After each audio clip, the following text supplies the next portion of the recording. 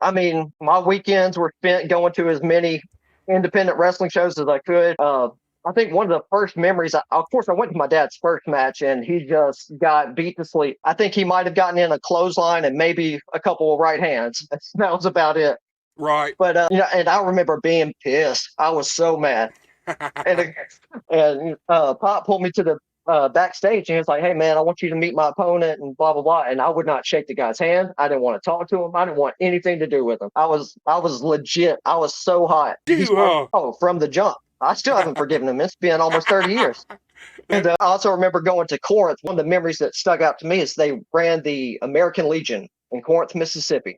yes. And my dad was in a stable with Derek King and a few other guys, and I don't remember who else, but I remember they had this match where it was a singles match, but Derek was in my dad's corner, and Derek kept inadvertently tripping my dad every time he'd come off the rope. Or the baby face would reverse it, and my dad would get tripped and all that. And eventually, after Derek cost my dad the match, Dad pulls Derek into the ring, gives him a big power bomb. Crowd explodes. I was like, "Oh wow!" And so they start chanting, "One more time, one more time." Dad's like, "One more, all right." So picks Derek up, gives him another power bomb. I was like, I'm kind of feeling bad for Derek now. Yeah. Derek deserved that, man. Trust me, Derek deserved them power bombs, man. And I remember my dad reaching down over top of Derek, and I was like, he's kind of staying down there for a while. Like, what's going on? And I see, my dad's been over, and I see his back raise up and down like he's laughing. I was like, I want to know what happened. Next thing I know, he picks Derek up again, third power bomb. Boom. Place explodes.